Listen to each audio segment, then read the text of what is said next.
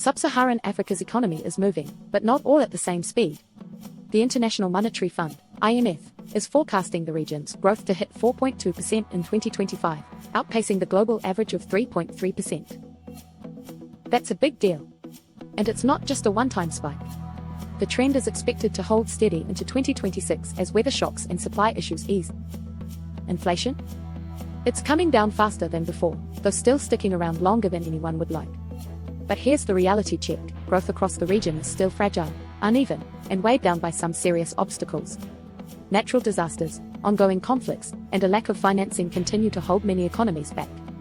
On top of that, external risks, like a strong US dollar and tighter global financial conditions, make things even tougher, especially for countries already struggling with debt and limited fiscal space. There's a huge gap between the fastest growing economies and those barely moving. The IMF's 2025 projections place 9 of the world's top 20 fastest growing economies in Sub-Saharan Africa.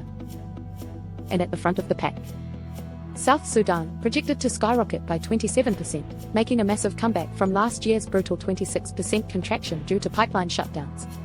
Other heavy hitters include Senegal, 9.3%, Uganda, 7.5%, and Niger, 7.3%. Right behind them are Zambia, Benin, Ethiopia, Rwanda, and Côte d'Ivoire, all expected to grow at about 6.5%. These are the economies pushing the region forward. But then there's the flip side. Nigeria, the region's biggest economy, is only expected to grow at 3.2%, in line with other oil exporters. And South Africa,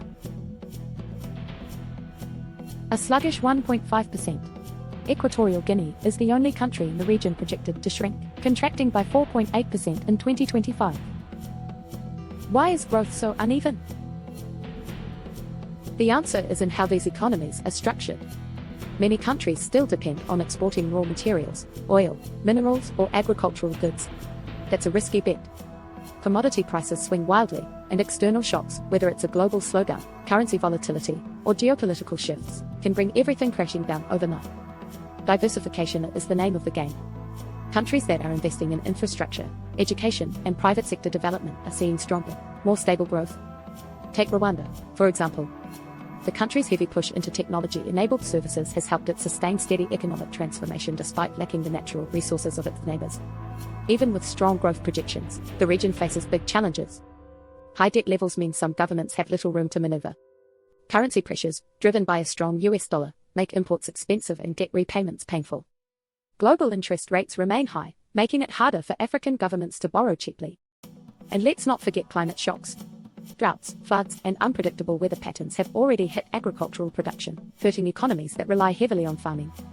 Infrastructure gaps, roads, power supply, and digital connectivity continue to slow down economic progress. So what's the playbook for sustained growth? First, economic resilience. That means reducing reliance on commodities and building stronger domestic industries. Countries need to invest in transport networks, energy, and digital infrastructure to support business growth. Education and workforce development will be crucial in creating the next generation of skilled workers who can drive economic expansion beyond just raw exports. And then there's regional cooperation. The African Continental Free Trade Area, AfCFTA, is one of the biggest opportunities on the horizon. If executed well, it could unlock massive intra-African trade potential, helping African countries trade with each other instead of relying so much on external partners. A unified market could drive industrialization, create jobs, and make the continent a stronger player in global trade. Sub-Saharan Africa's growth story is one of both promise and caution. The region is growing faster than the global average, but the benefits aren't evenly distributed.